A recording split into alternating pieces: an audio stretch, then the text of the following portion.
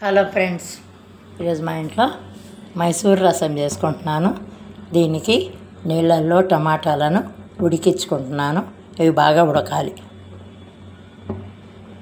Hello అండి, ఈ టమాటాలు ఉడికించి చల్లార్చుకున్నాను. బాగా చల్లారినాయి. ఇప్పుడు ఇవి మిక్సీలో వేసి మిక్సీ పట్టుకోవాలి. మిక్సీలో టమాటా తొక్క తీసి ఇట్లా వేసుకుంటున్నాను. ఈ నీళ్ళని మళ్ళీ చారులో పోయచ్చు. దీంట్లో కొంచెం చింతపండు, 2 పచ్చిమిరపకాయలు, 1 వెల్లుల్లి రెబ్బ వేయాలి. అప్పుడే టేస్ట్ బాగుంటుంది. తగినంత ఉప్పు వేసుకోవాలి. కళ్ళ ఉప్పు అయితే టేస్ట్ బాగా ఉంటుంది.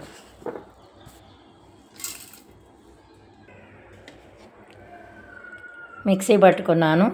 ఈ గుజ్జంతా ఇందులో పోసుకొని ఇప్పుడు తగినన్ని నీళ్లు పోసుకోవాలి.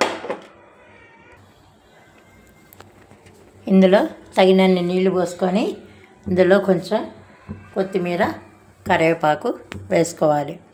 ఇవి ఇప్పుడు బాగా మరగాలి. రసం కాగుతుంది. ఇందులో కొంచెం రసం పొడి వేసుకుంటున్నా.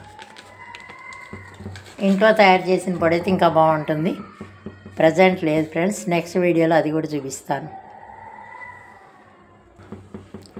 రసం ఇట్లా మరుగుతుంది.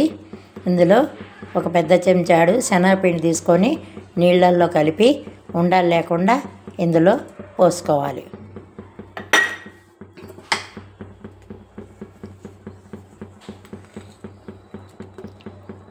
కొంచెం బాగా మరగాలి. మనకు కావాలి అంటే కొంచెం మైల్డ్ స్వీట్ బాగుంటుంది టేస్ట్. బెల్లం వేసుకోవచ్చు, లేకుంటే స్కిప్ చేసుకోవచ్చు. అది మన ఇష్టం. ఇందులో కొంచెం మరిగాక పోపు చేసుకోవటమే. పోపు వేసుకుంటున్నాను ఫ్రెండ్స్. నూనె కాగుతుంది. ఇందులో ఆవాలు, జీలకర్ర వేసి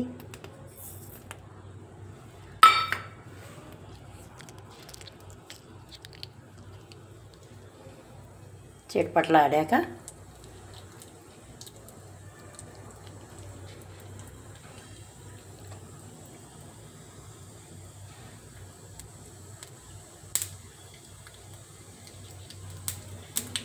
ఒక ఎండుమిరపకాయ వేసుకోవాలి.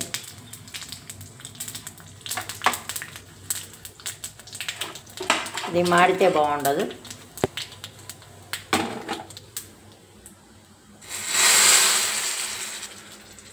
అంతే.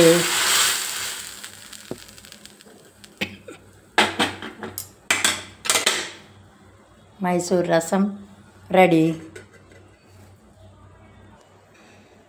చారు బాగా మరిగింది.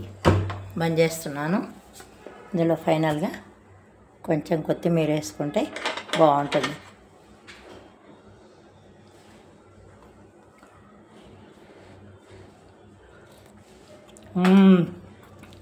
ఎమ్మి ఎమ్మి మైసూర్ రసం రెడీ. ఇది ఇడ్లీలో కానీ అన్నంలో కానీ అన్నిట్లో బాగుంటుంది. ఈ వీడియో నచ్చినట్లయితే please like, share and subscribe my channel. Thank you friends.